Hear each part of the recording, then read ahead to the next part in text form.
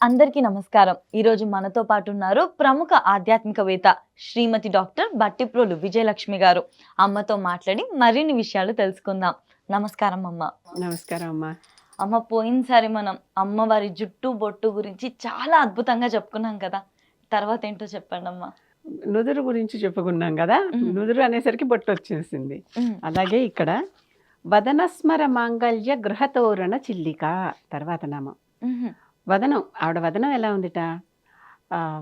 స్మరుడు అంటే కాముడు, మన్మధుడు. స్మరుడి ఇంటికి గృహ తోరణాలు కడతాం కదా. వదనస్మర మాంగళ్య గృహ తోరణ చిల్లిక.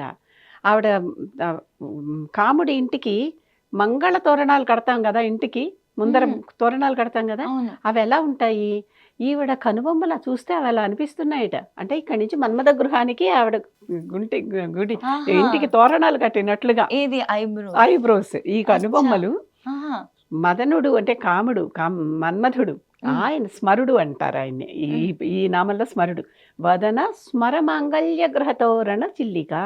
చిల్లిక అంటే ఈ కనుబొమ్మలు ఆ మదనుడి ఇంటికి తోరణాలలాగా, మంగళ తోరణాలలాగా ఉన్నాయట. ఆయన ఇంటికి మంగళ తోరణ అంటే ఒక ఇంటికి మంగళ తోరణాలు కట్టి ఆహ్వానిస్తాను చూడు, ఆ రకంగా ఇలా ఆహ్వానిస్తున్నది ఆవిడ. అన్నంత భావం కలుగుతుంది ఆవిడ కనుబొమ్మలు చూడంగానే. అంటే నెమ్మదిగా ఆవిడ పైకి వస్తుంది. ఇక్కడ అయిపోయింది, బొట్టు అయిపోయింది, బొట్టు కింద ఈ కనుబొమ్మలు వస్తున్నాయి. ఎలా అంటే ఒక్కొక్కటి వస్తుంది. కనుబొమ్మల కింద వచ్చేవి కళ్ళు కదా. ఇక నెక్స్ట్ వక్త్రలక్ష్మి పరివాహ చలన్ మీనాభలోచన. ఆవిడ వక్త్రం అంటే ముఖం. ఆ ముఖం ఆ లక్ష్మీ ముఖంలాగా ఉండి ఆవిడది ఎలా ఉందిట? పరివాహ చలన్ మీనాభలోచన. పరివాహం అంటే ప్రవాహంలో, మీనాలు అంటే చేపలు ఎలా వెళ్తూ ఉంటాయి, చకచక చకచక కదిలి వెళ్ళిపోతూ ఉంటాయి. చలన్ మీనాభలోచన. మీనాక్షి ఆవిడ, చేప కళ్ళ వంటి కళ్ళు గల తల్లి. ఆ చేప కళ్ళలాగా ఆవిడ ఆ పెద్ద సరస్సులో చేపలను వదిలేస్తే అవి ఏం చేస్తే చకచక చకచక వెళ్ళిపోతున్నట్లుగా ఆవిడ ఆ రకంగా తన ముఖంలో ఉన్న కళ్ళు, ఆవిడ ముఖం అంతా చక్కటి ఇది అనుకుంటే, ప్రవాహం అనుకుంటే, ఆ ప్రవాహంలో ఈ కళ్ళు చేపల్లాగా కదులుతున్నాయి. చేపల్లో ఒక శక్తి ఉంది. అదేంటంటే చేపలు తన కళ్ళతోనే తన పిల్లల్ని పోషిస్తాయి. అంటే ఆ పిల్లలు ఎక్కడున్నా ఏం చేస్తున్నాయని ఇలా చూసుకుంటూ ఉంటుంది అనమాట. మనం వెంటనే ఏదన్నా ఒకసారి పరిశీలించేటప్పుడు అన్నిటిని కలిపి ఒకసారి ఇలా చూసుకుంటాం చూడండి. అలాంటి సూపర్విజన్ ఆవిడది. ఇలా చూసేసుకుంటూ ఉంటుంటాయి చేపలు పిల్లలు చూసుకుంటే. అలా ఈవిడ కూడా మనందరం పిల్లలమే కదా, అంతే. కనుక మనల్ని కూడా ఇలా కళ్ళు తిప్పేసి, అంటే మనకి తెలియదు ఆవిడ మన చూస్తుందా లేదా, కానీ ఆవిడ నిరంతరం మన చూస్తూనే ఉంటుంది. ఇక్కడ అందరూ ఒక విషయం చెప్తా. చాలా మంది ఎవరు చుట్టలేదులే అనుకుని కింద ఏదో పనులన్నీ చేసేస్తుంటారు. అవునా? ఇక్కడ వాళ్ళందరూ గమనించాలి. మన గమనించే కన్నోటి ఉంది. అవును, నిరంతరం 24/7. అసలు దానికి విరామం లేదు. అలా గమనించే కన్నుంది కనుక ఏ పని చేసినా, ఎవరు చూసినా చూడకపోయినా ఆ కన్ను చూస్తుంది. కనుక ఇది పనికిరాదు. అంతే, మమ్మల్ని ఎవరు చూడట్లేదులే అనుకుంటే అమాయకత్వం. అవును, పిల్లి కళ్ళు మూసుకు పాలు తాగేసినట్టు. అది కళ్ళు మూసుకుని పాలు తాగితే ఎవరు చూడలేదు అనుకుంటే ఎట్లా? చూసే వాళ్ళందరూ కళ్ళు తెరుచుకునే ఉన్నారు, వాళ్ళు చూస్తూనే ఉన్నారు. చూడాల్సిన కన్ను ఎప్పుడూ చూస్తూనే ఉంటుంది, మనల్ని పోషిస్తూనే ఉంటుంది, మనల్ని రక్షిస్తూనే ఉంటుంది, మనల్ని కాచి కటాక్షిస్తూనే ఉంటుంది. ఆ కన్ను అనమాట ఆవిడది. కనుక చేపల వంటి కన్నులతో ఆవిడ చకచక మొత్తం ప్రవాహం అంతా చూసేసుకుంటూ ఉంటుంది. తిరిగేస్తూ ఒక చోట స్థిరంగా ఉండవు అవి. చేపలు ఒక చోట నిలకడగా ఉండవు కదా. అటువంటి ఆవిడ ముఖంలో ఉన్నటువంటి ఆ లక్ష్మీవదనంలో ఉన్నటువంటి కళ్ళు ఈ విధంగా చేపలల్లే తిరిగేస్తూ మనందరినీ చూస్తున్నాయి అన్నమాట. ఎప్పుడు కూడా వక్త్రలక్ష్మి పరివాహ చలన్ మీనాభలోచన. కళ్ళు అయిపోయినాయి, ముక్కు దగ్గరకు వస్తున్నాం. నవచంపక పుష్పాభ నాసాదండ విరాజిత. సంపెంగ పువ్వుల్లే ఉంది, సంపెంగ మొగ్గల్లే ఉంది ముక్కు అని పోల్స్తూ ఉంటారు కవులు. ఈవిడిది నవచంపక పుష్పాభ నాసాదండ విరాజిత. నాసాదండం అంటే ఏంటి? ఇది ఈ దండం అనమాట. దీన్ని నాసాదండం అంటాం. ఇది ఎలా ఉంది? చక్కగా పైనుంచి ఒక సంపెంగ పువ్వు ఇలా పెడితే ఎలా ఉంటుంది? సంపెంగ పూలు ఏవి కూడా పూర్తిగా విచ్చుకోవు, గమనిస్తున్నావా? విచ్చినట్టుగా విచ్చుకుంటాయి. అది మొగ్గ పువ్వు అన్నది తెలియనట్టుగా విచ్చుకుంటాయి. విచ్చుకుని అది ఇలా వస్తుంది చివరికి. ఎల్లో సంపెంగా ఉంటుంది, గ్రీన్ సంపెంగా ఉంటుంది. మ్మ్. 2 సంపెంగలు కూడా మంచి సువాసన. ఆ సువాసనకి అసలు ఇంకొక పోలికే లేనటువంటి అద్భుతమైన సువాసన. మ్మ్. ఆ సువాసనతో ఈ రకంగా పువ్వులాగా ఉందిట ఆవిడ ముక్కు. నవచంపక పుష్పాభ నాసాదండ విరాజిత. ఆ నాసాదండంతో ఆవిడ విరాజిల్లుతోంది.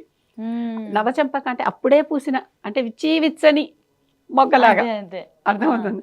అలాంటి ముక్కుతో ఆవిడ అద్భుతంగా ఉంది. ఆ తర్వాత తారాకాంతి తిరస్కారి నాసాభరణ భాసురా. మ్మ్. ఆవిడ నాసాభరణం ముఖ్యనుందే మ్మ్. అది అది ఎలా ఉందిట, తారాకాంతి తిరస్కారి అంటే తారల కాంతి ఉందే, నక్షత్ర కాంతి, మ్మ్. దానిని ధిక్కరించి ఛీ నీదేం కాంతి, నాది కదా కాంతి. ఇది అమ్మవారి ముక్క అమ్మవారి ముక్కర, ఆ. ముక్కెరలో నుంచి వచ్చేటటువంటి ఆ మణుల కాంతి ఉందే, ఆ, ఆ కాంతి తారల కాంతి కూడా దిగదుడుపు వాటి ముందర. వా. ఆవిడ కాంతి అంత కాంతి. అసలు కొన్ని ప్రత్యేకంగా కొన్ని దేవతల ఆలయాలకు వెళ్తే, కన్యాకుమారి ఆలయం మ్మ్. ఇప్పటికీ వెళ్ళి ఎప్పుడైనా సరే చూడండి, ఆవిడ ముఖ్య రాకున్నటువంటి మణులు ఎంత, ఆ వజ్రాలు ఎంత మెరుస్తాయంటే అసలు ఆ మొత్తం మొహం మీద అదొక్కటే మెరుస్తూ కనిపిస్తుంది మనకి.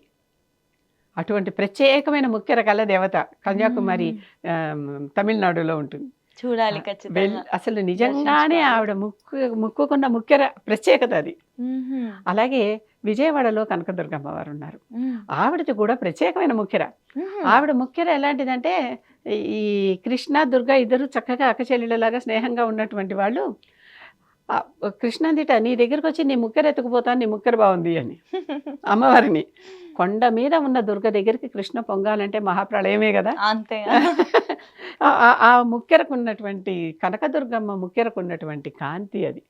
అసలు ఆ కాంతి ప్రత్యేకమైన కాంతులు, అమ్మవారి ముఖ్య కాంతులు ఎప్పుడూ కూడా ఎలాంటి కాంతులట, నక్షత్రాలని కూడా, నక్షత్రాల కాంతి కూడా వెలవెలబోయేటటువంటి నక్షత్రాలు ఎంత బాగా కనిపిస్తాయి ఆకాశంలో మెలమెలా మెరుస్తూ. ఆ మెలమెలలు ఈ నాసాభరణం దగ్గర ఉన్న మెలమెలలకి సరిపోవు. అటువంటి ప్రత్యేకమైన ముక్కెర ఉన్న తల్లి ఈవిడ. ఆవిడ ముక్కెలా ఉంది, ముక్కెర ఎలా ఉంది, కళ్ళు ఎలా ఉన్నాయి, కనుబొమ్మలు ఎలా ఉన్నాయి, ఇవి. ఆ తర్వాత అక్కడి నుంచి మళ్ళీ ఇక కిందకు వస్తున్నాం. కదంబ మంజరీ క్లుప్త కర్ణపూర మనోహర. ఇక చెవులు వచ్చాయి. నెక్స్ట్ ఇదే కదా వస్తుంది, అంటే కొంచెం కొంచెం పైకి వస్తుంది కదా. కదంబ మంజరీ క్లుప్త కర్ణపూర మనోహర. చెవుల నిండా పూలు పెట్టుకుందిట. చెవులకు పూలు పెట్టుకో మనం తల్లో పెట్టుకుంటున్నాం ఎక్కువగా, కానీ ముక్కు కదా వాసన రావాలి పూలకి, చెవే దగ్గర వెనకాల కంటే. అవునా? ఈ కదంబ పువ్వులు అంటే ఆవిడకి చాలా ఇష్టం. కదంబ వనవాసిని ఆవిడ కదంబ వనంలో ఉండేటటువంటి అమ్మవారు. ఆ కదంబ పువ్వులు అంటే చక్కగా టెన్నిస్ బంతుల్లాగా ఇంతంత బంతుల్లాగా ఉంటాయి. దాని నిండా కేసరాలు ఇలా పైకి వచ్చి, అద్భుతమైన పువ్వు అనమాట కదంబం. అది ఎంత సువాసనో చెప్పలేం. అది దేవతా వృక్షం. అది ఇంట్లో ఉన్నా కూడా ఆ పువ్వు మనం తీసుకొచ్చి పూజ చేసినా కూడా చాలా పుణ్యం అని చెప్తాం.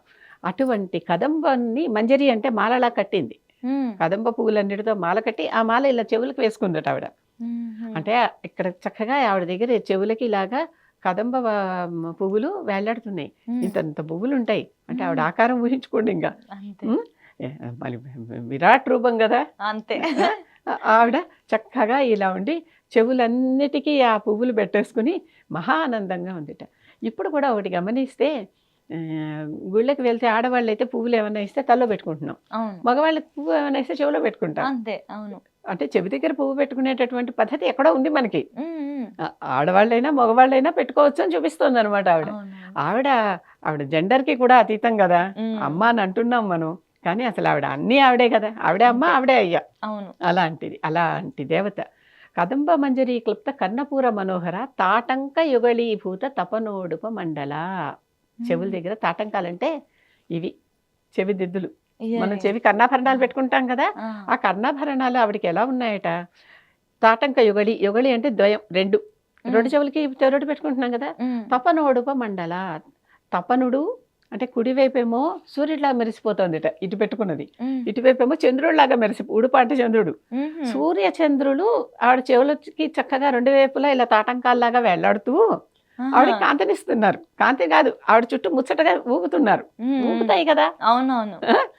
అంటే పిల్లలు తల్లి భుజాల మీదకి చెవుల మీదకి ఊగుతుంటే ఆవిడ పిల్లలే కదా. సూర్యుడు కానీ చంద్రుడు కానీ ఎవరన్నా చంద్రుడు వాళ్ళ అమ్మ దగ్గరికి వెళ్ళి ఊగుతున్నారు. అవునా? అవును. అసలు ఈ సూర్యచంద్ర తాటంకాలు ఉన్నాయే, ఇటు హ్మ్. కుడివైపు సూర్యుడు, ఎడంవైపు చంద్రుడు. చంద్రుడు. అలా చక్కగా ఊగుతున్నాయన్నమాట అవి. హ్మ్. అలాంటి ఉన్నాయి ఆ పక్కన అటు ఇటు చేరి ఆనందిస్తున్నాయి. హ్మ్. తాటంకాలనే పేరెందుకు వచ్చిందంటే, ఒకప్పుడు హ్మ్. ఈ మెటల్స్ ఇవన్నీ కనపడనప్పుడు కేవలం తాటాకులతోనే వాళ్ళకి నచ్చినట్టుగా మనం రకరకాల ఆకారాలు చేసుకుంటాం కదా! హ్మ్. హ్మ్. అవి పెట్టుకునేవారు. ఓకే. తాటాకులతో చేశారు కనుకే తాటంకం అనే మాట వచ్చింది. తాళి కూడా అలా వచ్చిందే. హుహు. తాళవృక్షం. హ్మ్. దాని ఆకుతో తయారు చేసింది. తర్వాత ఓకే. బంగారు, పసుపు, బంగారు ఇవన్నీ వచ్చేసాయి. కనుక మొట్టమొదట ఉన్నది అదే. కనుక ఈ తాటంకాలు 2 ఇట్లా ఆవిడకి అటు ఇటు చెవులకి ఎక్కేసి, అమ్మ కదా చనువు.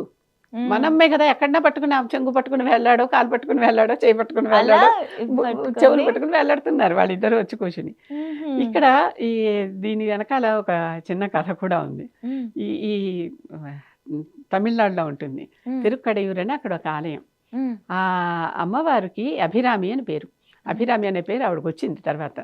అభిరాముడు అనేటటువంటి ఒక భక్తుడు ఎప్పుడూ ఆవిడ దగ్గర కూర్చొని ఆవిడ సేవలోనే ఉంటాడు. హ్మ్. రాజుగారు వచ్చారు. అందరూ లేచి గబగబా దండాలు పెట్టారు, కదిలారు. ఈ ఈ వీడికేమో అమ్మవారు ధ్యాస తప్ప అసలు ఎవరొచ్చారు, ఎవరు పోయారో తెలీదు. హ్మ్.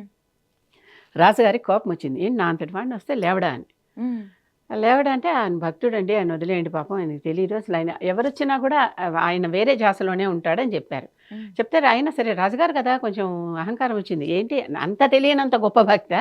హ్మ్. అంత గొప్ప భక్తే అయితే ఓకే నేను వదిలేస్తాను. నిరూపించుకోమనండి భక్తని అన్నాడు. హ్మ్. అని తర్వాత అందరూ కలిసి పట్టి లేపారు. హ్మ్. లేపి ఇవాళ ఏంటి తిథి అని అడిగాడు హ్మ్. రాజుగారు. హ్మ్. అడిగితే అమ్మవారిని చూస్తుంటే ఆవిడ చక్కగా చంద్రబింబంలాగా మొహం మెరిసిపోతోంది. హ్మ్.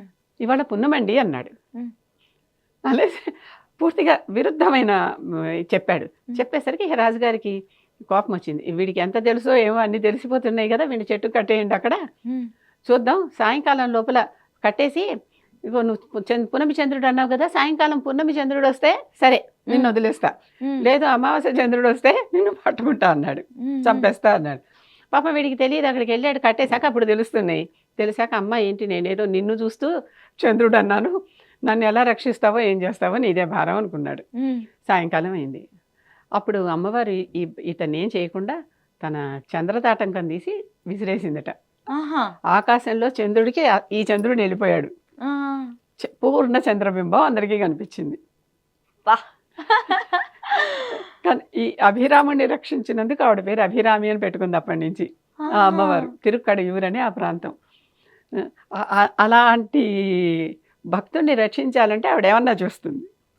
తన తాటంకాన్ని ఇలా వదిలేసి ఆ తాటంకంతో రక్షించింది అని చెప్తారు. ఆ హాఫ్ మూన్ దీంతో కలిపి అది ఫుల్ మూన్ లాగా కనిపించింది. అసలు అలా వెళ్ళిపోయింది. ఈ హ్మ్. చంద్రుడు వేలాడుతున్నాడు కదా ఇక్కడ. అంతే. అంతే. ఇక్కడ సూర్యుడు వేలాడుతున్నాడు. హ్మ్. ఈ చంద్రుడిని అలా వదిలేసిందనమాట పైకి. అంతేకాకుండా భక్తుల్ని కాపాడినందుకు అమ్మవారి పేరే అభిరామిగా మారిపోయింది. మారిపోయింది. అటువంటి అటువంటి తల్లి. హ్మ్. అటువంటి తల్లి. మనం అబ్బా! కూడా తల్లులు ఎన్నో సార్లు చాలా సార్లు నేను వీడియోలో కూడా చూసా. పాము కరుస్తుంటే కూడా తల్లి ఇలా వచ్చి పిల్లాడిని రక్షించి పీకేసి పట్టుకుంది. అవును. కుక్క కరుస్తుంటే రక్షించింది అని అంటే తల్లులకి ఏమైనా సరే పిల్లలకి ఏమైనా జరుగుతుంటే అడ్డం పడిపోవాలని పిల్లలకి నాకు తగిలినా పర్వాలేదు పిల్లలకి తగలొద్దనుకుంటారు. అవును. ఆవిడలో కూడా ఆ మాతృత్వం. ఆవిడలో కూడా కాదు ఆవిడ నుంచే అందరికీ ఈ మాతృత్వం వచ్చింది. అంతే. అంతే అంతే. కదా! అటువంటి తల్లి అనమాట. తాటంక యుగళీభూత తపనోడుప మండల. ఒకవైపు తపనుడు, ఒకవైపు ఉడుప వేళ్లాడుతూ ఉంటే, ఆ తాటంకాలు 2 అద్భుతంగా మెరిసిపోతూ ఉంటే, అట్లాంటి తాటంకాలు పెట్టుకున్నటువంటి తల్లి అని దండం పెడుతున్నాం ఆవిడకి. హుహు. ఇది ఈ నామం. తర్వాత మిగిలిన నామాలు నెక్స్ట్ ఎపిసోడ్‌లో అబ్బా! చెప్పుకుందాం. మళ్ళీ నెక్స్ట్ ఎపిసోడ్ దాకా ఆగాలా? చాలా చక్కగా చెప్పారు. నాకు అమ్మవారి గురించి అలా వర్ణిస్తుంటే, ముక్కు పుడక గురించి చెప్తుంటే, ఎళ్లి పెట్టుకోవాలి అన్నంత అనిపిస్తుంది. అలా పెట్టుకోవాలి, అలా రెడీ అవ్వాలి, అలా అలంకరించుకోవాలి అని చెప్పేసి. అవును. మనమందరం దేవతా అమ్మవారిని స్వరూపులమే కదా! చూసుకొని హ్మ్. అలా అవుతాం గదా! ఆవిడ పిల్లలమే కదా! హ్మ్. హ్మ్. తల్లి పోలికలే పిల్లలకి. అలా చెప్తుంటే అలా అలంకరించుకోవాలి అన్న ఫీలింగ్ వస్తుందన్నమాట. ఆ! ఆలోచన. బావుంది. చాలా చక్కగుందసలు. ఇంకా నెక్స్ట్ అంతా ఎప్పటిదాకా మళ్ళీ నెక్స్ట్ ఎపిసోడ్ దాకా వెయిట్ చేయాలా నెక్స్ట్ దాని కోసం. చాలా బావుందమ్మా. అది చెప్పే విధానం కూడా మీరు అవతల వ్యక్తిలో క్యూరియాసిటీ కూడా మీరు తెప్పించగలుగుతున్నారు. అక్కడ వాళ్ళు రాసిన గొప్పతనం, నాకు అలాగే మీరు చెప్పే గొప్పతనం కూడా కనిపిస్తుంది. వసిన్యాది వాగ్దేవతలు రాశారు, ఉమ్. ఆ వాణి ఉండి పలికిస్తోంది అంతే. మా అదృష్టం అనుకోవాలి. వాణి అసలు నాలుక మీద ఉండి పలికిస్తోంది అంతే.